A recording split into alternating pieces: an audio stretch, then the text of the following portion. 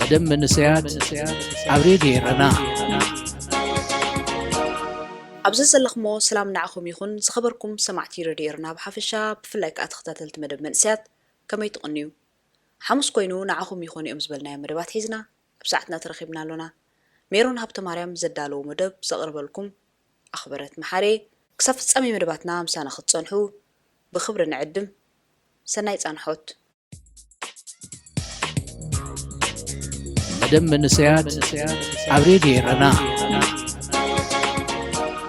متأسي ناي قدن كتأس هلني أقداو عميخا بسمعيت تزاربت أخبرت كم قليلة متأس مخنيات كفتر علني ترعنا نابتنا بسمعيت تزرئين زلو أخو أخبتي زعلمي يمثل كم أبالاتو زقوز أزر زلو تهدر بعا إنتا نخلو كتبتصح هردك تبل صنيحة نتات أمع صحي تمثل دم أورحي تقديسات رئة بدمنا نتخولت صنيحة دمنا فنتيسا أنكت وطئ سبقنا ترئة زلا خوينو تسمع كم تورحي زنت إعاز نبر الشجرات كلالي أختوطئ تمنيت تمنيتا كون مقبر حيلي ويون بالحيز حتى جننت كتفتسم نيروا كمتي أب كوينات أنصار حال خلقاتي وتقديما جقنا اختبهال أنكيدا الزي بفتسم تأمر بوتاي يكونن كقابلت مس نفسها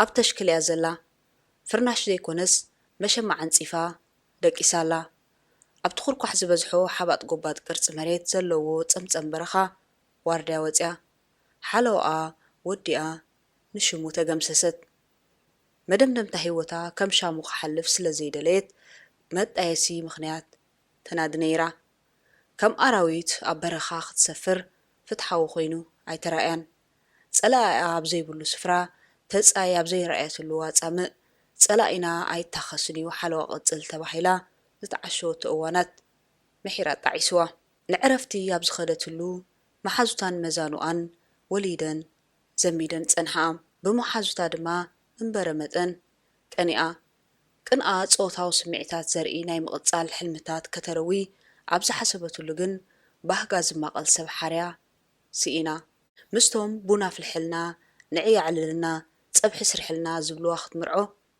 زي حسابي نيرو اتم عدميهم تنقيقهم مراخو سترح سترفهم عجاوس مرحتاقن عب عدي حدار قديفهم كلو حدار كنقبرلكي نابلو مخابلو ما حلوف حليفهم عبزو حقات أميتات فتاتينو ما زقات أموا فتناتات تتصاويرا تتصعيرا واردا سبات كوينا ختنبرقن كساب معاسلا واردا نفسا خوينا ولدا خت زمدي بهجا كريستوس قوس عالمي وتهدر قوس هزبيو سلازي قوسنت صدقيو جن مسمن أبي سلمن معاس سلمنتاي أب منتاي زبلو حتوتات ملس سأنت لهم كوينات بتوم نازنت زمصو جاغانو وياتاتا زي مختامو أب كبير حزن تمعقوبت ولا دمص قالها أبزي سمعلو جزي سلام أبزي سفن الله هاجر مهلاوا مع أنت أخبدا قرصا زرؤو هاجرو زمرق سبيلن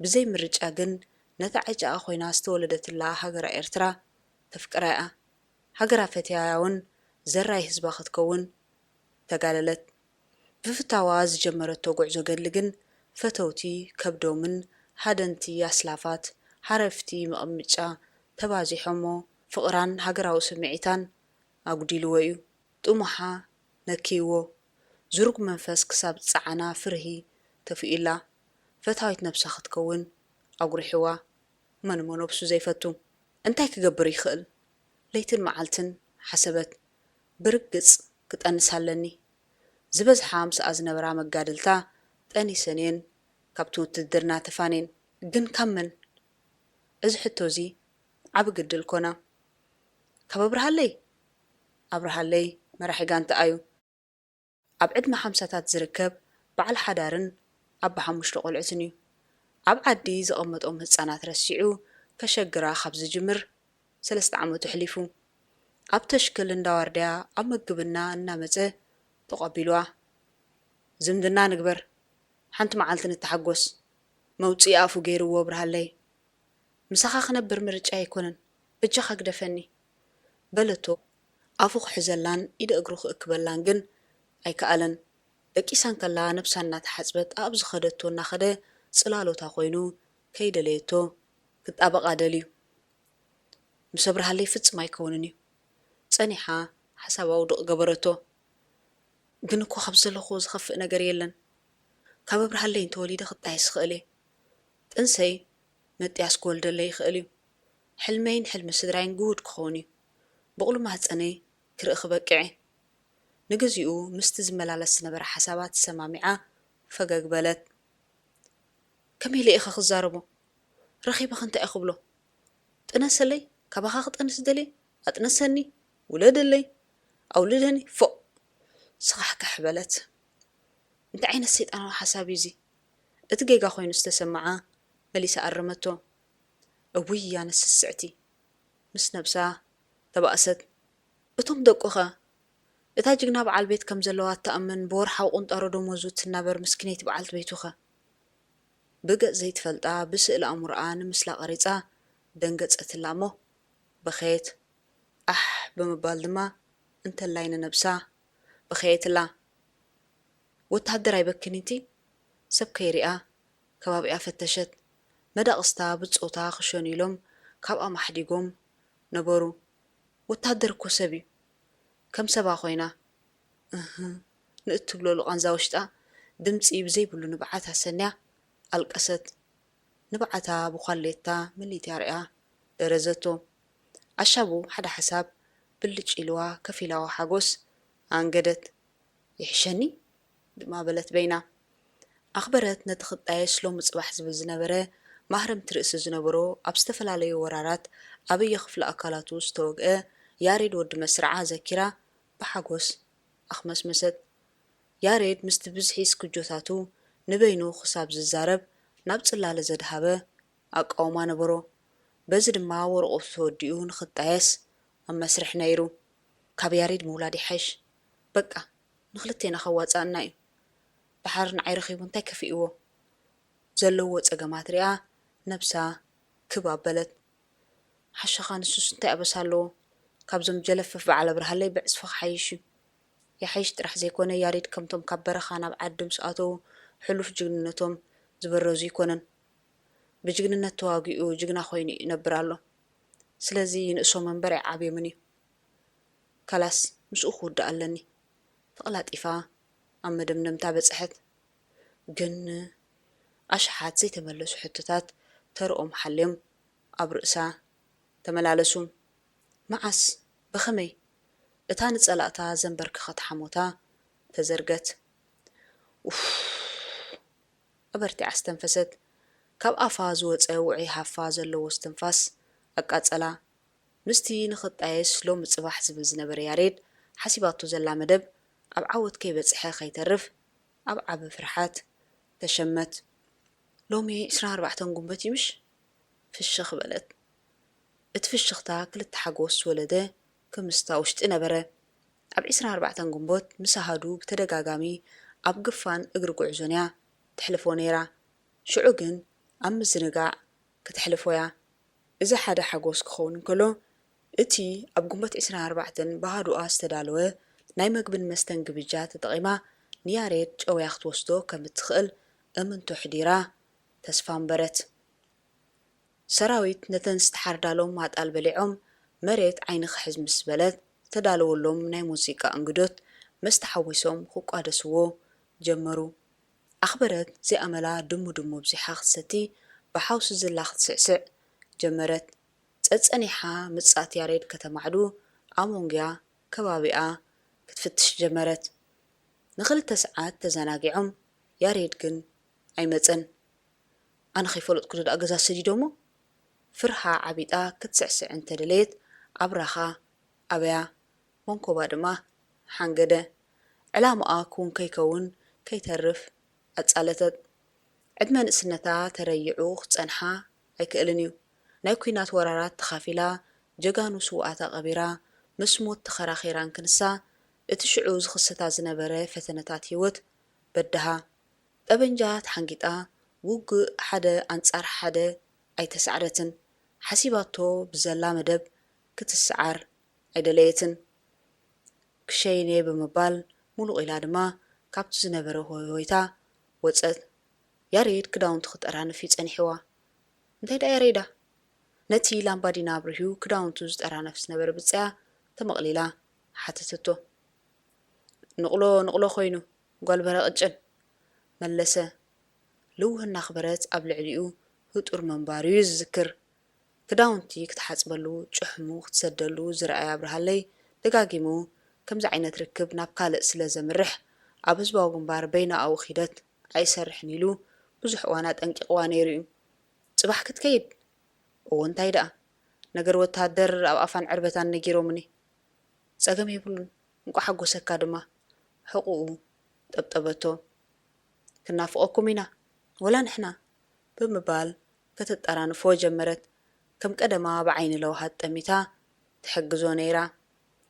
ሎሚ ደኣ እዚኣ መልክ ድሙድሙ ጌርክላ ሰትያቶ ዝመጸት ድሙድሙ ሃንገፍ በሎ ንያሬድ። ሳከት ሓንቲ ስቃጥላ ጥራያ ክምሲላ ውራይ ምጥርናፋ ገበረት። ስርሖም ወዲኦም ኮበርታ ብልዕልን ሶላ ተነጺፉ ኣብ ዝነበረ ንእዲ ኮፍ በሉ። ያሬዳ ላምባዲና ኻጥፋ እያ ጣንጡ ትገብረልና ኣላ። ነቶም ጭራ ብርሃን ሪኦም ኣብ ኣፍ ላምባዲና ዝዓጉ ዝነበሩ ጣንጡን ዕንጭራርን ዘይኮነ ግን ትልማ ከተመቻችኣ መብራህቲ ክትጠፍእ ዝሓሬት ምዝንጋዕ ከይውድእ ወይ እውን ከም ገለ ኢሎም ብጾታ ከይመጽዋ ፍርሒ ነበራ። ኣይትዘናግዕ እንዲኺ ሓተታ ያሬድ። ሎሚ ናይ መወዳእታ ምርኻብና ስለ ዝኾነት ምሳኻ ኸማስ ደልየ ኣለኹ። ዓይኒ ዓይኑ ጠመተቶ። ጸላም ስለ ዝነበረ ግን ገጹ ክትሪኦ ኣይከኣለትን። ገጹ ክትሪኦ እውን ሃነፍነፍ ዘብል ኣይነበራን።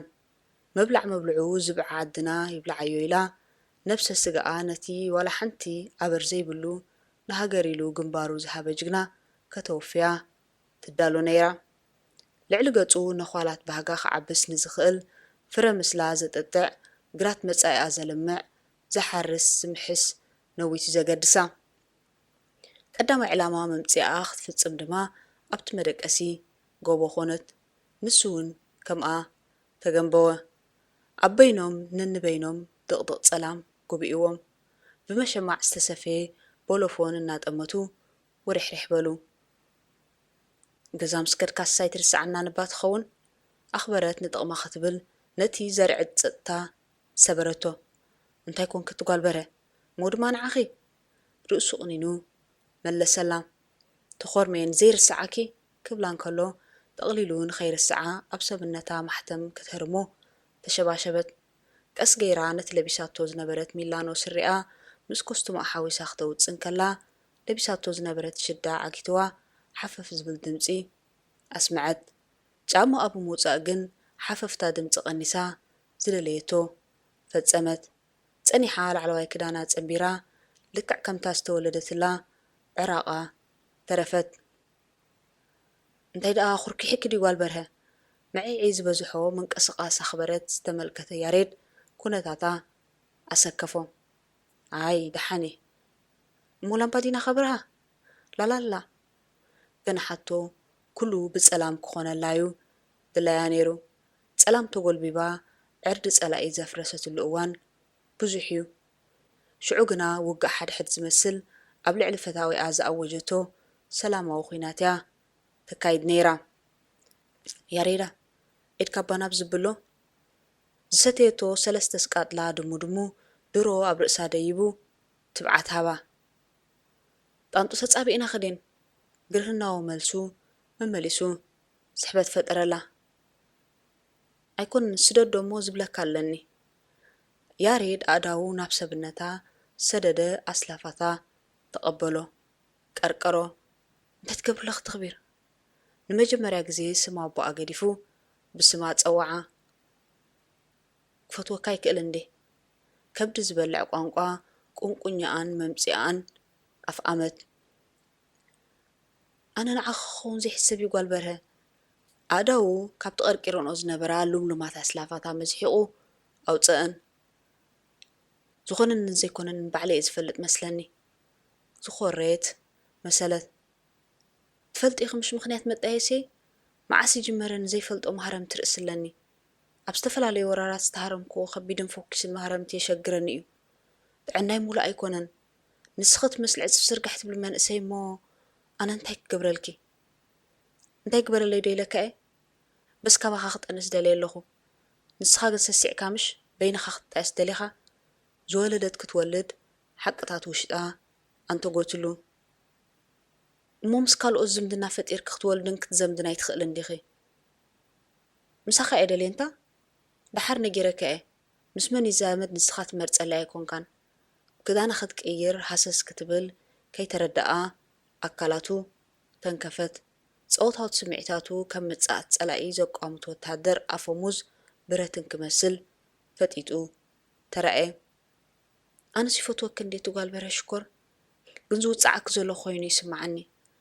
ላላላላ ክንዋፃፃዕ ኣይኮናን ኣቐዲምና ሞ ዘይንዛመድ ካልእ ኣወንታዊ ዝበሎ ምርጫ ሃባ ንዓይ ኩሉ ሓደ እዩ ግን ከምዚ ይቕልጥፈኒ ተቐላጢፋ ሓፈፍ እናበለት ጽጋዕ በለቶ ንሱ እውን ስብእነቱ ከርያ ብሓይሊ ናብ ስብነቱ ኣጸጋዓ ስርኡ ሙሉእ ብሙሉእ ከውፅእ ግዜ ኣይነበሮን ክሳብ ብርኩም ሊቑ መጣየሲ ዝኸውን ዘርኢ ነዝሓላ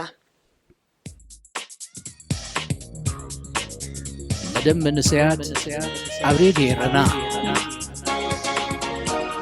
ዝኸበርኩም ተኸታተልቲ መደብ መንእሰያት ንሎም ዘዳለናዮ መደብ ከም ዝተኸታተልኩም እዩ ነይሩ ብዘቕረብናልኩም መደባት ዓጊብኩም ክትኮኑ ተስፋና እዩ ክሳብ ዝመጽእ ሐሙስ ምስ ዝተረፉ መደባት ሬድዮ ይረና ንሓድገኩም ሰናይ ቅነ